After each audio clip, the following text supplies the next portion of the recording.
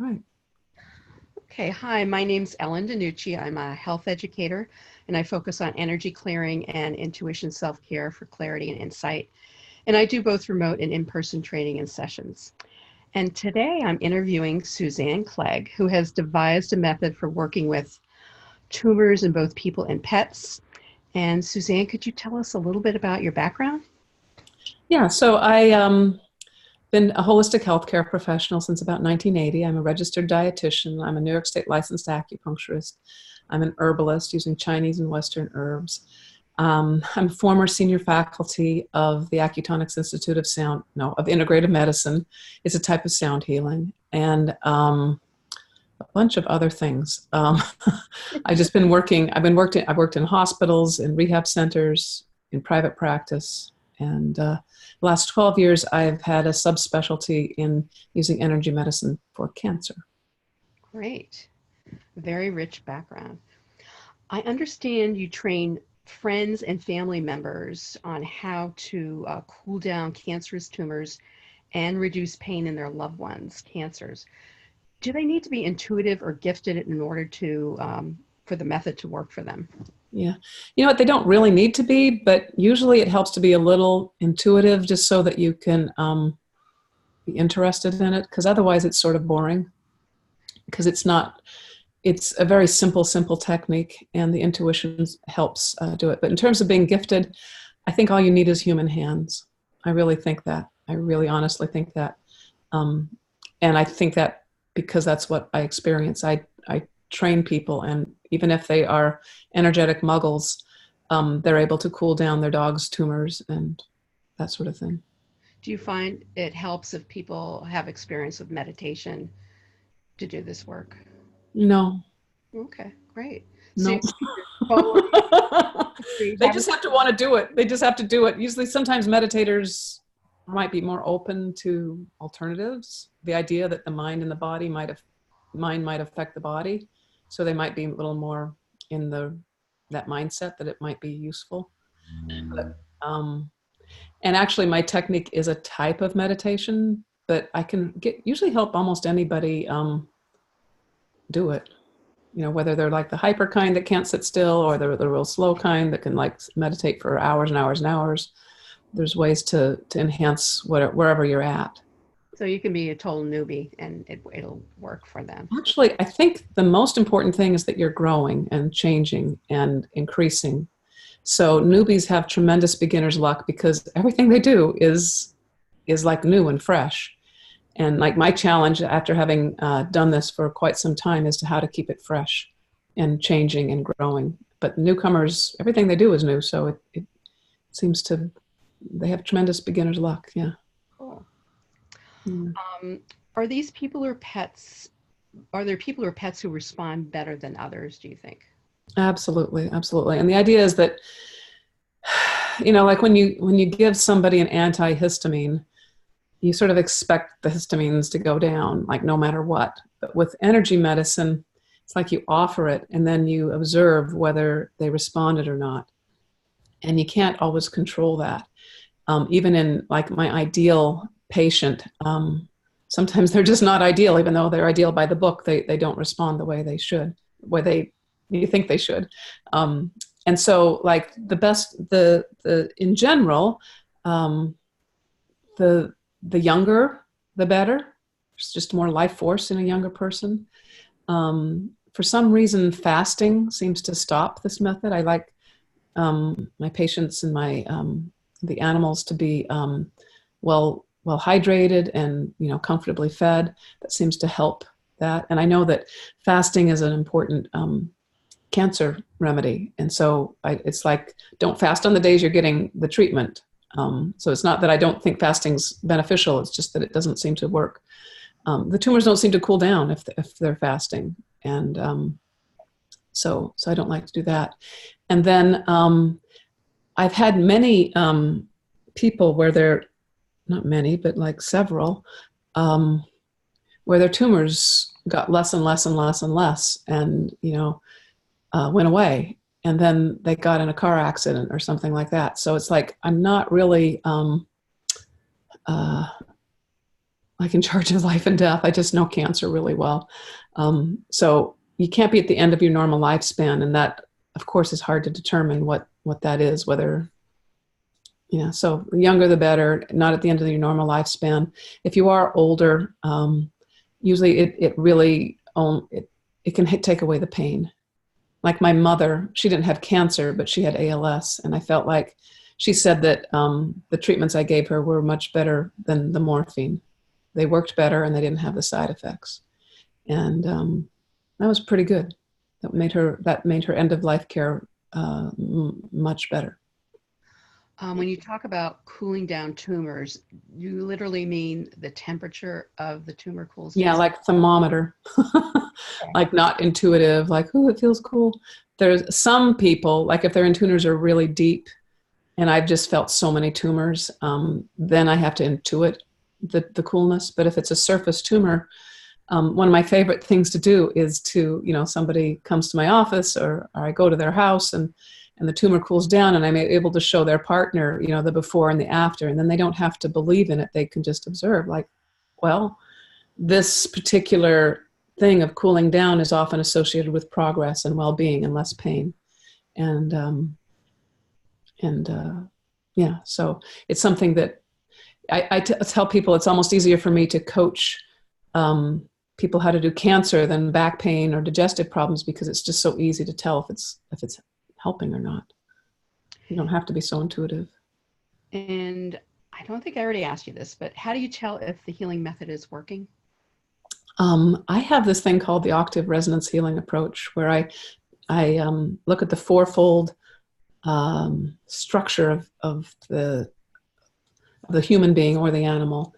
And so there's physical signs that that it's getting better, which would be like the tumor cooling down, the PET scans getting better, the just whatever your doctor or your veterinarian tells you. There's like all sorts of cancer markers and things like that. So on a physical level, that you just go to your doctor or you just observe whatever usually the okay, so there's that. And then on the next level, I call it the life force level. And this is like there's a brightness in the eyes that returns. Things start working better. So like the digestion starts working, the breathing is a little better, the dreams are better. There's just a sense of vitality returning. If somebody's dying, it's almost like everything, the life is like seeping away from them. And you can almost tell that. And when somebody's healing, it's almost like something's coming into them where they're feeling more like themselves. So there's lots of ways to, like for people, I would like give them a health questionnaire and they would like, oh yeah, I'm sleeping better. Oh yeah, I'm doing this, that, and the other better. And it might be so unrelated to the cancer, but it has everything to do with their well-being. And it seems like the general well-being improves. And then there's emotional ways to tell, and there's spiritual ways to tell. And I actually have like 23 ways to tell if it's working in my book. My book's called There Is Another Way, Energy Medicine for Pets with Cancer. And it's a textbook for people and pets, because people are the same as animals. They just have another layer added to them. They're more complex than animals, but they have everything the animals have, and then they have a little extra that the book doesn't go into, but everything else is in there. Do you ever work with a human patient's oncologist or with the pet? I love to. Absolutely. Absolutely. My best patients are, that's the other thing. My best patients are people who haven't had chemo and radiation. And so if the doctor and the patient agree that chemo and radiation are not a good idea, and also it seems like rapidly growing tumors are more responsive than slow growing tumors. So that's fourth stage cancer, right? The doctors don't have much to offer you. The tumor's blasting away. Let's give this a go. It doesn't hurt. It might help. And then I teach the family members how to do it, because it's rather than like getting one really spiffy treatment from me a week, it's better to have like 3 a day from your family, like a 5-minute one, a 10-minute one, a half-hour one. And then have me come in and help you get confident as to whether or not it's working, or just to teach you how to like make it work a little better. And so I come in with my clinical experience, but most of what I do, I can train anybody to do. It's just my experience that I that I need. And you don't need my experience for every single treatment. Can the patient do it on themselves? It doesn't work so well, sort of like rubbing your own feet, but I have workarounds for that too. so, but they have to be involved. The patients need to be super involved. And I teach them how to be involved, but I take the laying on of hands very literally. And so even when I do distance healing, I like somebody's hands to be on my patient. So that seems to really enhance the healing. So like they act as if they are the hands and I'm doing the healing, but they're doing the hands-on part. And that gives them, like say your husband has 4th stage cancer and you're the wife and you're feeling like, oh, I don't want to try because if it doesn't work, then I'll feel like I wasn't good enough. And I say, no, that's fine. You're just doing something. You're being present with them. Let me do my thing. All I need is your hands and your open heart.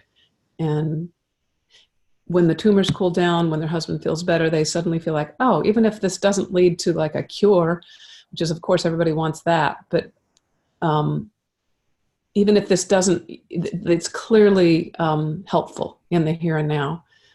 And you kind of get a sense of power in an otherwise really, really helpless, tragic situation. Do you ever teach people how, whether they're sick or not, to do this work on themselves? Part of the technique they need to do on themselves, but it doesn't seem to work very well without something from the outside touching them. So like I might send them energetically charged cotton and then they sleep with it. So I actually, they take a piece of cotton that I've charged with my healing intention. I mail it to them if they're not, if they don't see me in person, and then they can put it on their tumor or just some part of their body.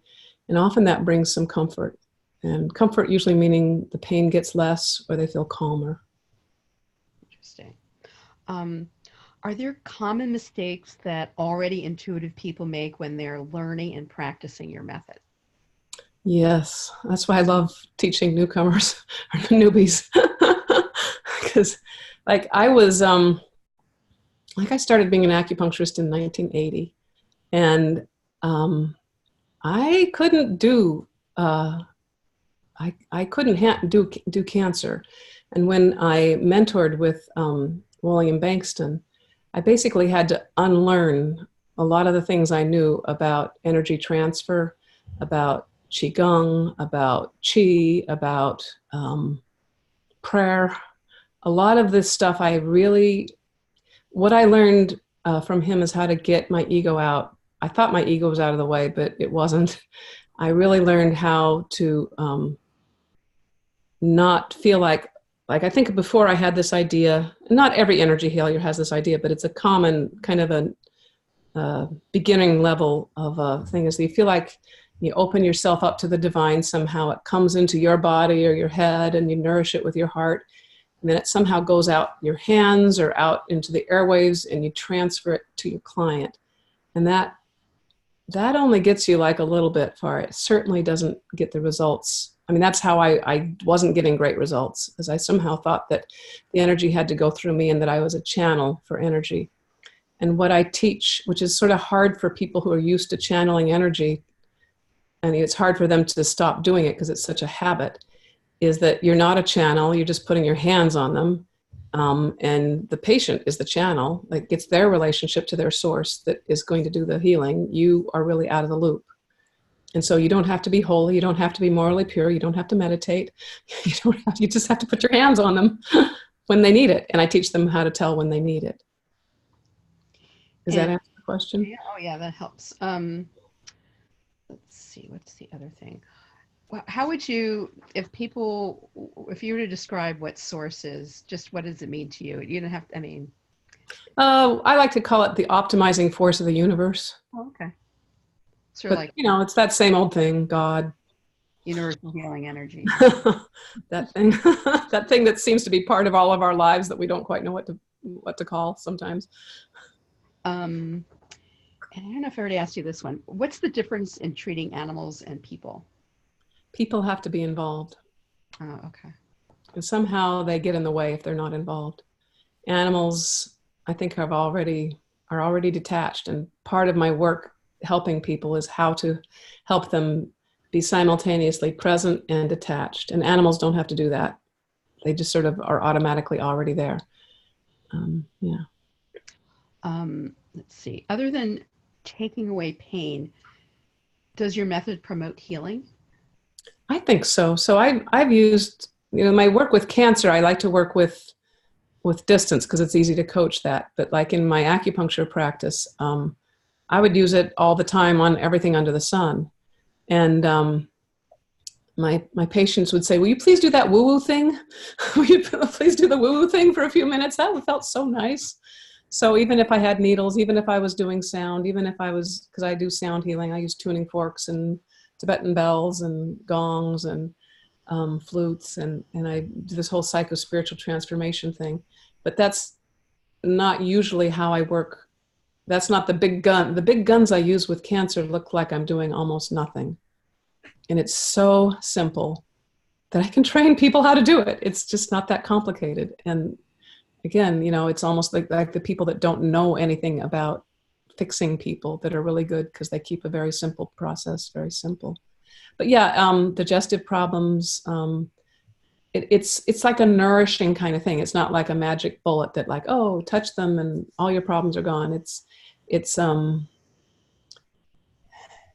feels almost like sunshine on a day. It's just deeply, deeply nourishing. And I call it healing, not in the technical sense of the word, but in the nourishing sense of the word.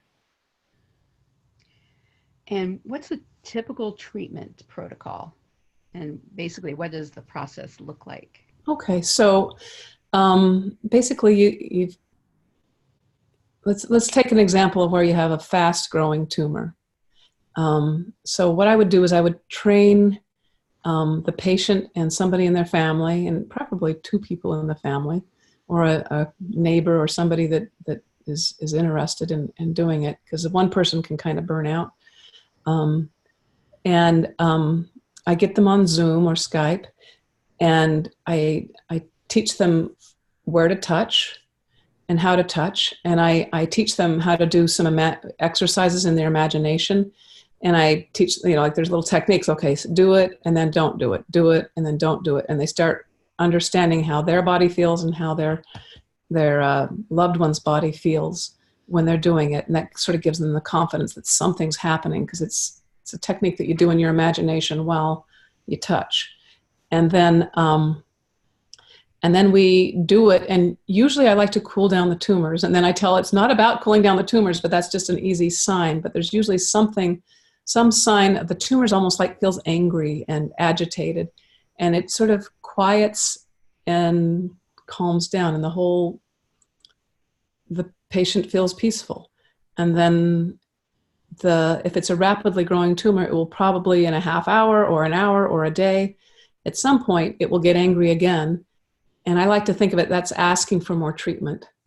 And I also like to think of it as it's asking for a connection to this person. So when you put your hands on them, they become, it's almost like it draws them into their own self. And it's almost they feed themselves with their own presence. And the disease process, I don't know, the tumors cool down and they feel much better. Does that make sense? Oh, and then you just do it. And then I train them how to tell how often to treat. And sometimes that's just like when you're around. And sometimes, and then I tell them when it's a good time to skip, because, we want it to be time efficient. And then you need to take breaks. You need to change it up. You need to play with it. And it becomes a process. So I usually give people like an assignment, and we meet like twice a week the first time, and then they practice. And then after like 1 or 2 weeks, we might start down to once a week, and then once every 2 weeks, and then once a month. And then, like the other thing is like, how many treatments does it take? It's so individual, anywhere from 2 to 200, so I would say that if the tumor's responding, then it doesn't hurt to continue. You got your hands, and you might as well be spending some quality time with the one you love. And you got me here in the wings,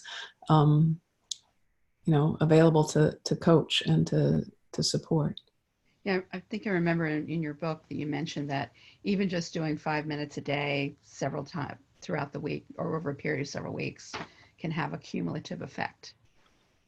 I wouldn't call it cumulative. I would just say that it has an effect.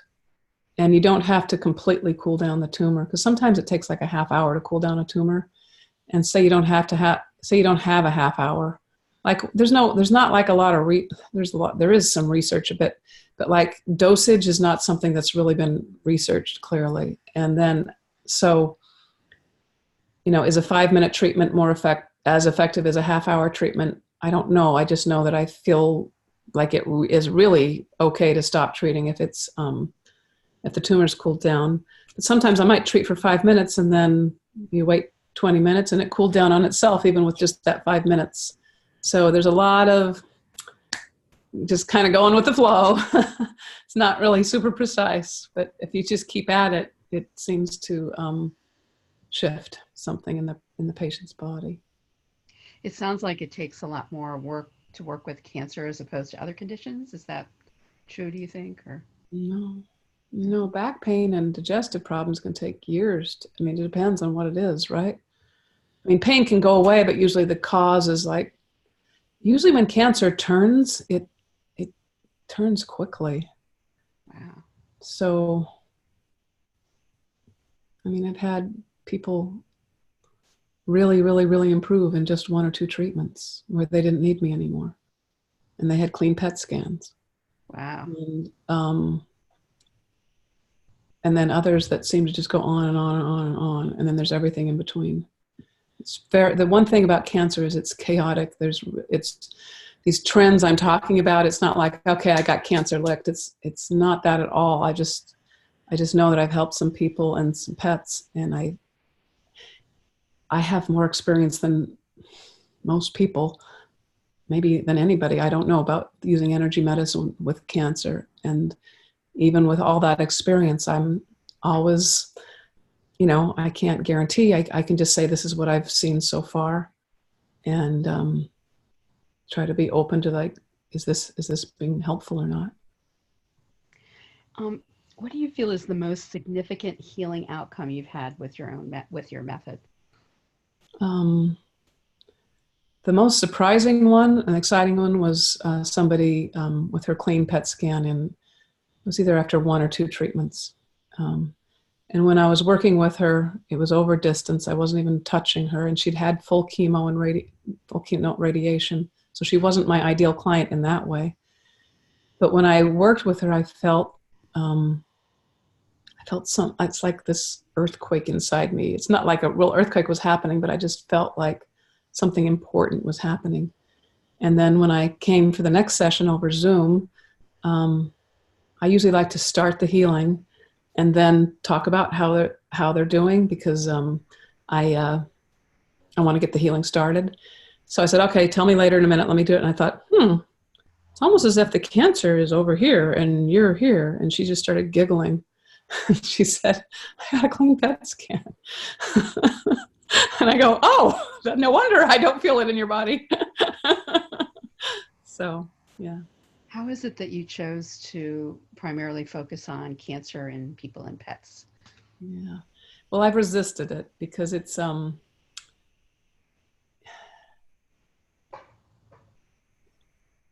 crazy making, because there's no rule. It's like chaotic and everybody's so different. And it's not like you can, I don't know, it's not like being a mechanic where you sort of change the oil and the car works better. It really calls on all 35 or 40, depending on how you count it, years of my experience. And I feel like it's an art. And the hard part is working with families that don't, the patient might want it, but the families are scared and they don't bother to learn about it or whatever. So there's a lot of, I'm longing for a larger community so that we can support each other. But the main reason I do it is that one of my favorite things to do is sit with my hands over a hot cancerous tumor. And as the healing happens, the room fills up with light and love, and I feel better. So I feel like it supports me. And for some reason, I'm just fascinated by it.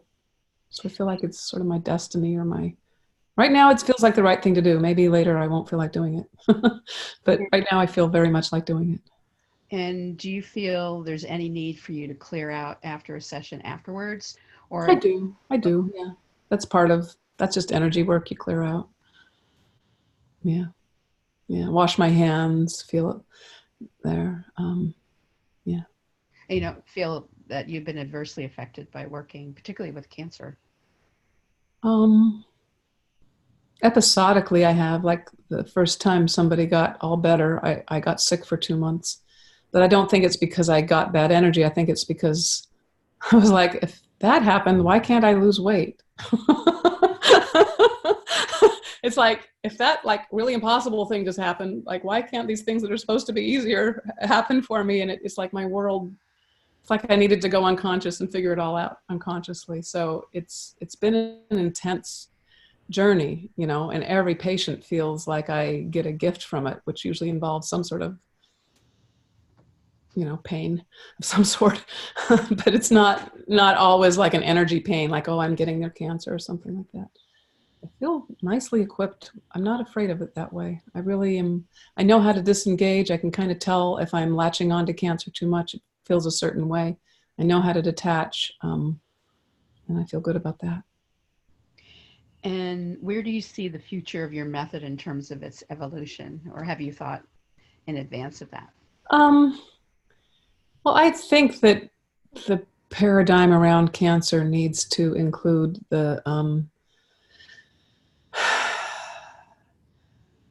I just don't think the cause of it is usually addressed. And my method, energy medicine is such a broad umbrella, and it seems to be like when the tumors cool down, when you do it, it feels like we're on to something. This is like free, and I mean, not free. I mean, it's like you can train people to do it pretty quickly. And I can see us gathering more experience, having more like how to connect it with other modalities. Like I've learned a lot of, because I know so many energy healing methods, when to do it, when not to do it. I see a lot more dialogue happening, and I don't know. To me, it's just, believe it or not, it's fun. I hate to say that around cancer, but it I like doing impossible things. It'd be neat if you could work with the cancer doctors to pre-treat patients before proceeding with. Oh yeah. Well, first I would like to just get cancer doctors that have 4-stage patients where they're recommending experimental procedures to start. This is as experimental as anything else, and just have it be a little bit better, well known that it is something that you can try. And then what my not so secret if I say it in front of the camera is just shift the paradigm around cancer, to include more of the spiritual, not necessarily the religious, but that there's something that we can tap into that is beyond our conscious thought and is deeply human and is deeply part of it. You don't have to believe in it. You just have to notice it. And that it's quite effective at helping things like cancer. Sounds wonderful. And if people want to learn more about your method, what website should they go to? www.spiritgate.com. And there's a cancer FAQ section there. And I also have a free Facebook group, and I do a distance healing there every Friday, that's free. And you kind of get a taste for my work there. And then there's the book. But mainly, I'd like people, if you're listening to this, is to give you a sense of hope that there really is another way, that it's not too hard, and it's worth, spending a half hour learning about it. And then if you're interested, then of course it's going to take more than a half hour, but it's, there's good clinical evidence. This is based, my method grew out of my training with William Bengston, and he's done, 15, 16 peer-reviewed university studies showing complete cancer remissions in mice. I don't get complete cancer remissions in everybody. Usually they get a longer life or a more comfortable passing, which I think is still extremely worthwhile. Sounds fabulous. Is there anything else you'd like to share before we Mm. end our interview? Nope, that's good. Thank you. Thank you. Thanks for interviewing me. It's been great to get to know more what you do, and I look forward to learning more about it. Yeah, yeah. Okay, great. Okay, good.